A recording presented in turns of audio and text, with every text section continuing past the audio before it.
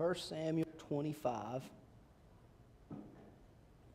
If you remember last week, David spared Saul's life, right? There in the cave, in the wilderness of En-Gedi. David spared Saul's life and has that confrontation with Saul where he shows him, the piece of his robe and that he had spared his life. If you'll remember, over the last several weeks, that God had delivered Saul into David's hand, right? And David had rightly chosen to spare Saul's life and confronted Saul with that fact, with that truth. And so they make a covenant. Saul heads back towards the palace, and David and his men go back into the stronghold there in En-Gedi. And some amount of time passes. We don't know how much time passes, but some amount of time passes. And we come to chapter 25 and verse 1. And it starts out by saying, "Then Samuel died. And the Israelites gathered together and lamented for him, and buried him at his home in Ramah. And David arose and went down to the wilderness of Paran." Now it goes in verse 2 and it starts to talk about somebody else, and it really leaves Samuel there. That's it. That's all we get for Samuel.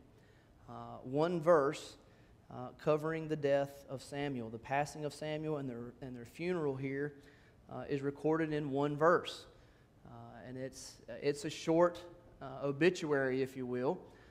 Very short, very brief, that just covers the fact and the reality that Samuel has passed away. Samuel's passing, the timeliness of it.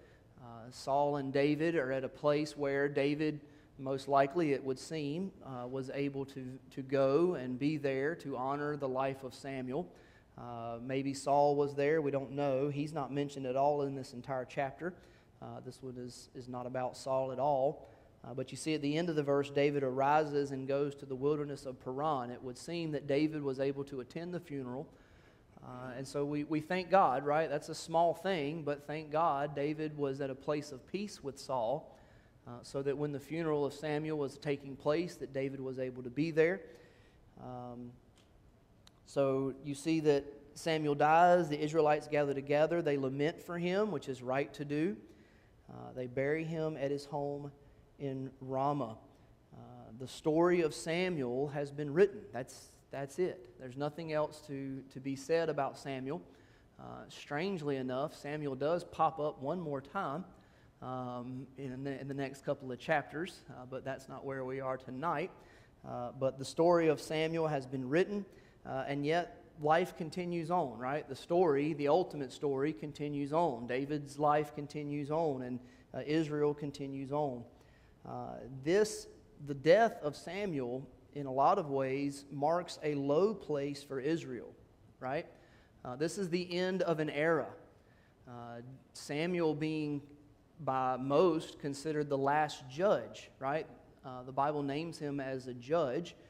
Him being a prophet, we most well know him as a prophet, but being the last judge who appointed the time of the kings, that this is the ending of an era. It's the passing of an era, and in so many ways, it is a very low point in the history of Israel. The king that sits on the throne is away from God and is trying to hunt down David, God's anointed.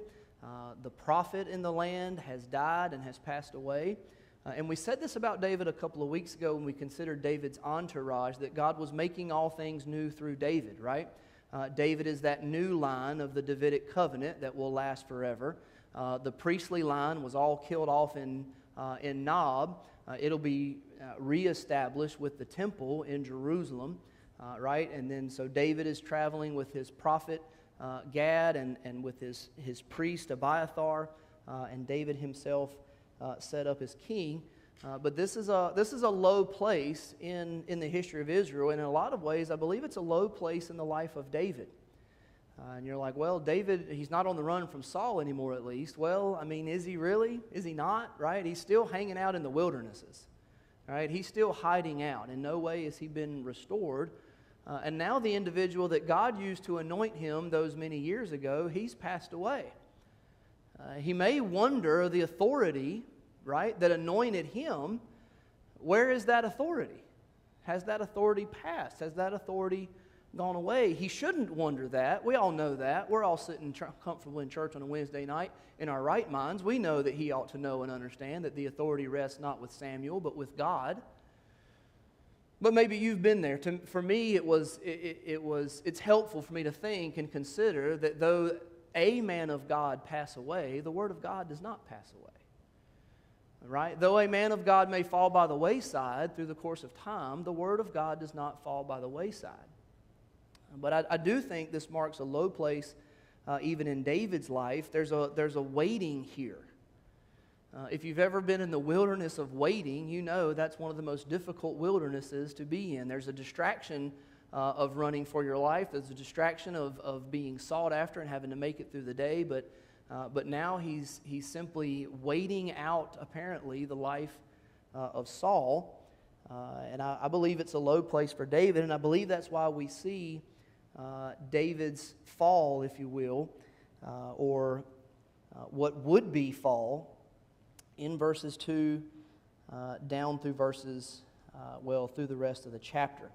I told Shanna tonight, actually it was earlier today, I was talking about what I had done today and all this stuff, and I said, to be perfectly honest, I'm pretty sure I've got at least 2 messages here, maybe 3, all right?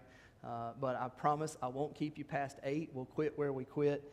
But I do think that we will probably end up stopping right at the end of verse 13 is where we'll end up stopping. So we have the passing of Samuel, and then the book continues forward. Now, if you're wondering who's writing this, Samuel, most likely we believe, wrote 1 Samuel up to this point. Chronicles tells us that Samuel, Gad, and of course, if I don't put it in my notes, and I think I'll remember that, and one other person wrote the books of 1st and 2nd Samuel, okay? So at this point, we would know that Samuel is no longer the writer. It's probably Gad, who ran with David and stayed with David through these many years, that continues the writing here in 1 Samuel chapter 25. And he begins with a story of a man named Nabal. Now let's start reading in verse 2. Now there was a man in Maon whose business was in Carmel, and the man was very rich, and he had 3,000 sheep and 3,000 goats, and he was shearing his sheep in Carmel. So we're immediately introduced to a man named Nabal. He is rich. He has a thriving business, right? He has figured out how to work the herds and the cattle. He's got thousands of them, of sheep and goats. He's from one place, but he does his business in another place. I don't know why, even going back, 1,500 years before the time of Christ. For some reason, if you traveled doing business and went here and there, that's the way to make money. I don't understand it, which is probably why I don't have money. But nonetheless, he's rich, and he travels back and forth between his home and Carmel to trade and deal in goats and sheep. And the Bible simply claims he was a rich man. He was a very rich man. Verse 3, now the name of the man was Nabal, and the name of his wife Abigail. And then it describes the two. She was a woman of good understanding and beautiful in appearance, but the man was harsh and evil in his doings, and he was of the house of Caleb. So we have this rich, thriving businessman, and to boot, he has a beautiful and intelligent wife, right? This is the kind of guy that would write a book about the 12 steps to success that everybody would want to read, okay? They would, see the car that he drives and the house that he lives in and the wife on his arm and know that this guy knows the secret to living life right, living correctly. Whatever he does must be the thing to do. I don't think that our culture is the first to fall prey to that type of mentality. But what does the Bible say about him? But the man was harsh and evil in his doings. We don't believe. We never would say that we believe in any kind of a prosperity gospel. We would never say that we believe, in anything like that. But basically what 1 Samuel chapter 25 proves is that evil men who do evil deeds and are harsh and are even foolish can be successful in the world's eyes, right? Can be successful by the world's standards, can be successful by the world's economy. And we as Christians, I think, need to be very careful that we never envy the rich, that we learn to envy the righteous, but not to envy the rich. And so we meet this man, and at first it's like, okay, wow, this is a good man. This is a rich man. This is a smart man. This is a businessman. This is a man with a good, beautiful, and intelligent wife. But it says he is harsh and evil in his doings. Now, not to give it away without reading down through, but not only is he harsh and evil, we see later down the line he is a drunkard. He enjoys getting drunk in such a way that he can't be spoken to. He allows, as it says, he is harsh and evil in practices. We know that he's a businessman. We know that he gets drunk. We don't know what else his riches allow him to do. Right? I thought of Solomon. Solomon had the riches to give to himself everything that his flesh and heart desired. There was nothing withheld from him. He had every opportunity to do every intention of his heart because he had the money, he had the resources, he had the power to do those things. And we don't know what all Nabal may have been involved in, but the Bible just simply describes him as harsh and evil in his doings, evil in his practices. He is a man who practices evil. So he's rich and thriving in business, but he's harsh and he's evil. I want you to know that's point 1 and 2. Number 3, I simply wrote, Nabal is an idiot. All right? Nabal is an idiot. And that's basically what the Word of God describes for us. If you go to verse 17, and I'm getting a little bit ahead of myself, but I just want to get you an image and a description of Nabal. Verse 17, here is a servant that is speaking to Abigail, Nabal's wife, and he says, "No one consider what you will do, for harm is determined against our master." There's harm determined against Nabal and against all of his household, for he is such a scoundrel that one cannot speak to him. He is such a scoundrel, his servant says. Nabal is such a scoundrel that you can't even talk to him. And it's so well known that you can't even talk to him that he's willing to tell the man's wife, right? If you're going to badmouth somebody, you probably aren't going to go straight to their wife to do it, right? Now, you might, and that's a whole different set of problems, okay? But he's one that you can't tell this guy anything. You can't talk to him. There was a song several years ago that got popular that my kids liked. It was a country song. But one of the lines in the country song, the guy's talking about how cool he is and how country he is and how great he is. And one of the lines of the song is, "Can't nobody tell me nothing." And I remember stopping the song at one point and going, that's the biggest idiot you'll ever run into right there. Like, to say nobody can tell me anything. Like, that is one of the biggest insults that I can give to someone else. You know you can't tell that guy anything? I've said that about certain people. Somebody, you can't tell them anything. They will not listen. They will not understand. They will not comprehend. They're unwilling to defer to anything that you might try to tell them. And that's Nabal. Not only that, but his wife describes him. And I know I'm getting ahead of what we've had opportunity to read, but his wife, Abigail, speaking to David in verse 25, if you want to cast your eyes down there, Abigail says about her husband, "Do not regard this scoundrel Nabal, for as his name is, so is he. Nabal is his name, and folly is with him." The name Nabal means fool. I've wondered this, and I don't have a good answer. If you know the answer, that would be great. I often wonder how so regularly in the Bible, especially in the Old Testament, names just fall in line with who people are. You know? But this guy's name is Idiot. That's his name. I doubt his parents named him that. I doubt his parents said, "Look at that stupid baby. Let's call him Nabal." I doubt that's what happened. Maybe that's what happened. I don't know. Maybe it's a nickname that he got. Maybe that's just, it had to be what his name was, or else, what would his wife be pointing out here? His name is Fool, and he is a fool. Please don't allow his foolishness to injure the rest of us. Maybe the definition came after the name. Maybe, well, she's saying it in time, though. His name is Fool. But his character has been a fool all this time, so that name now means fool. Maybe he has become a verb, right? To be a Nabal, right? To be Nabalic. I don't know. It's possible. Nonetheless, this is what we learn about Nabal. Now, David has dealings with Nabal.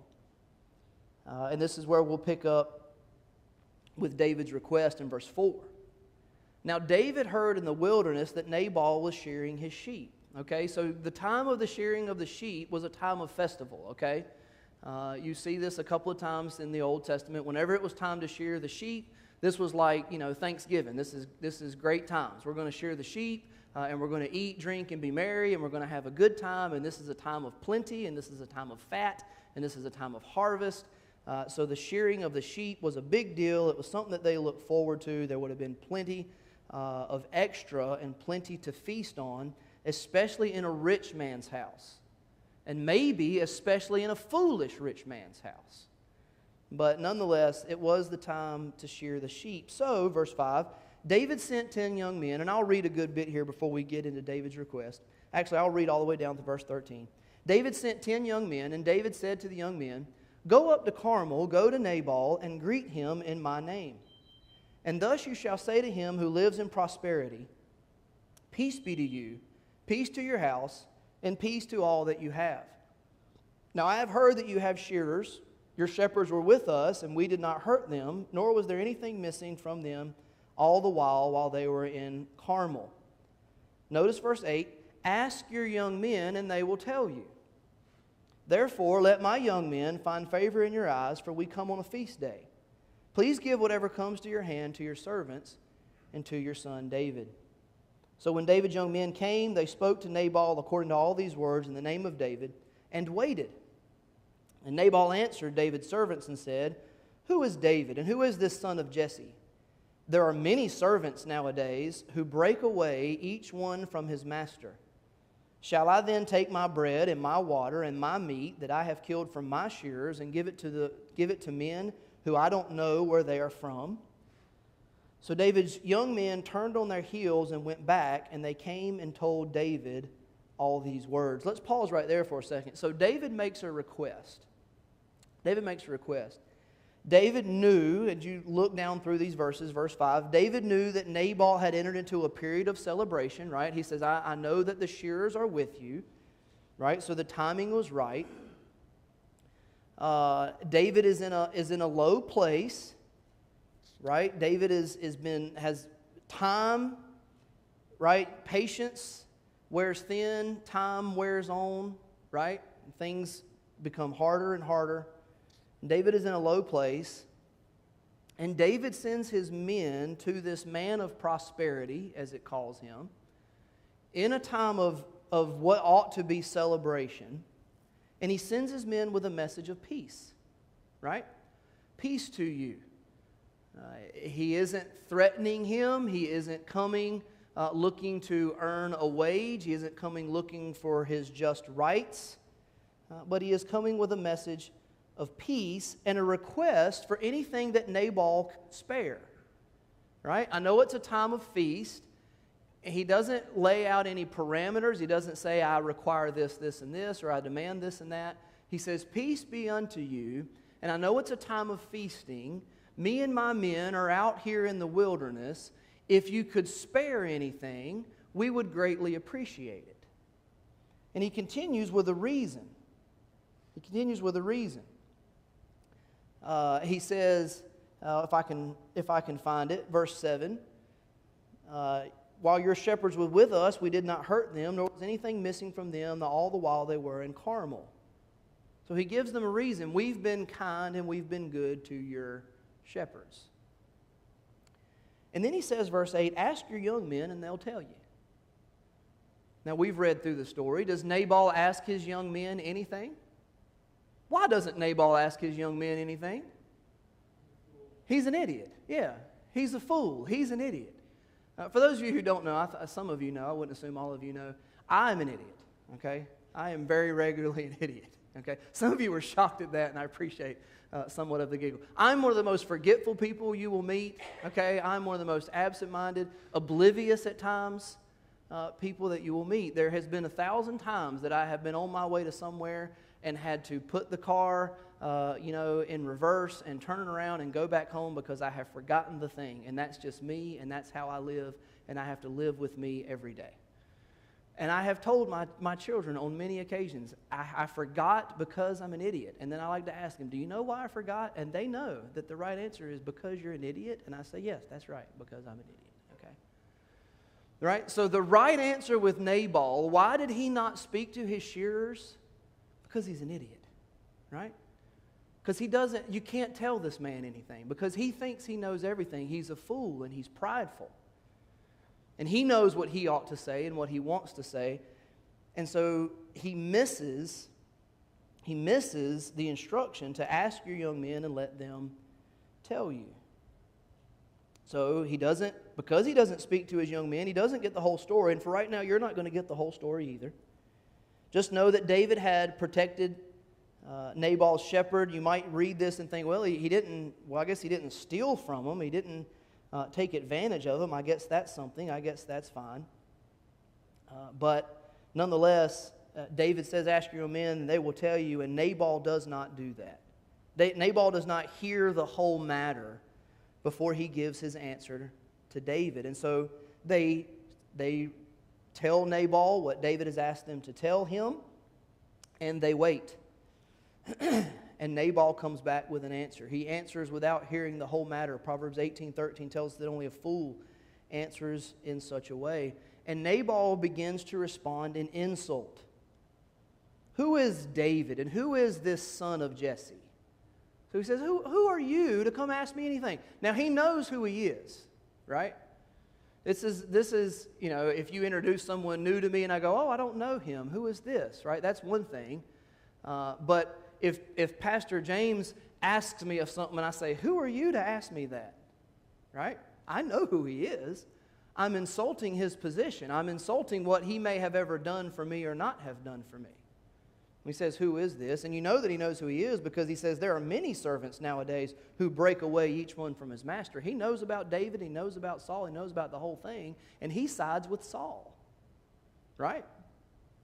He said that you're nobody but somebody who has ran away from the king of Israel, ran away from Saul. And he insults him in this way. In verse 14, as one of the young men is describing this to Abigail, Nabal's wife, he says that he reviled David and his men. He made fun of them. He spoke evil about them. I don't think I shared this not too long ago. One of the young ladies in my class, she said, what if we said something to make you mad? And I said, you don't have the power to make me mad. She said, what do you mean? I said, because I don't care what you think enough for me to get mad at what you might say, right? If you revile me, I'm not injured, right? You can say whatever you can. If you call me stupid, I disagree, whatever. If you call me mean, I'm not trying to be mean. Whatever you would say, you're not going to hurt me in that way. If you revile me, you won't receive reviling back because I'm not touched by what you have to say. But David here is touched, we'll get to David's response in a little bit. David is touched by what Nabal has to say, and Nabal is intentionally reviling him, speaking evil about him, trying to insult him, trying to put him in his place. Here is Nabal's chance. Here's rich and powerful Nabal's opportunity to speak to the would-be king of Israel who is in a place of need when Nabal is in a place of extra. And he uses that opportunity to revile David, to speak evil about David and against David and of David to David's men. So he speaks evil about David, verse 10, but verse 11, he speaks very selfishly. He says, my, 4 different times. Shall I take my bread and my water and my meat that I have killed for my shearers and give it to men that I don't know where they are from? So he says, mine, mine, mine, mine. This all is mine. You have no right to anything that is mine. It's mine. I've earned it. I've got shearers that I have chosen to be benevolent with, and it's mine. Now, there is something to our culture that kind of agrees with that to some degree. It's his, right? Isn't it his to do with what he will and what he wishes? Right? It's not for anybody to come in and to take and to give to David. It's Nabal's. Nabal completely misses the reality that everything that he has isn't because of his own intelligence or his own goodness or anything like that. It all comes from the Lord. And he also has missed that those that have so that they may give, right? So he is selfish. But I think you'll be interested in David's response in verse 13 if you don't know the story. Then David said to his men, "Every man gird on his sword." So every man girded on his sword, and David also girded on his sword, and about 400 men went with David, and 200 stayed with the supplies. So David says, all right, we're to put our swords on and we'll go down there. Now, if you want to know what David said, you'll have to skip down to verse 21 and 22. Now, David had said, "Surely in vain I have protected all that this fellow has in the wilderness, so that nothing was missed of all that belongs to him, and he has repaid me evil for good. May God do so and more also to the enemies of David, if I leave one male of all who belong to him by morning light." So David says, I have protected him, I have protected his men, I have protected his flocks, and now I'm going to go kill all the men of his house. That's what I'm going to do. I'm going to go kill them all. If you look in verse 14, I believe it was. Verse 15. The young man, as he's describing to Abigail all that David had done. And this is what Nabal should have found out. This is what Nabal should have asked about before he gave an answer to David. The servant, speaking about David and his men, says, "They were very good to us, and we were not hurt, nor did we miss anything as long as we accompanied them when we were in the fields. They were a wall to us, both by night and day, and all the time we were with them, keeping the sheep." So now, not only is Nabal, has he insulted David, not only has he responded selfishly, not only has he forgotten that he is to be benevolent with what God has blessed him with, but you also see that now you start to see the picture. David has performed a real service here. David has apparently protected them and been a wall to them, to those that would try to injure them and steal Nabal's flock.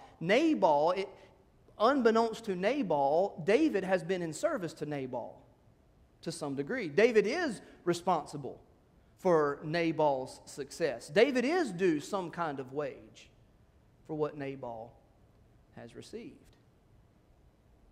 So David responds, and we begin to see the fall of David, and I'm going to stop here for sake of time. I did not make it even as far as I wanted to.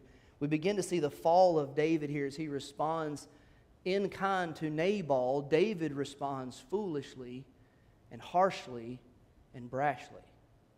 Right? David says, I'll go down and take my 400 men. I'll take my swords. I'll go set this right. I've been wronged. And if you got to do a little research, you got to do a little thinking on how David came to this place where he feels not like just slighted, but also wronged here. And just as we saw him last week with the opportunity to repay Saul evil for his evil, as God delivered Saul into his hand, this week, David has desires towards Nabal that are evil. And you'll have to look and come back next week to see whether or not God will deliver Nabal into David's hand. Let's close in a word of prayer. God, we thank you for your word.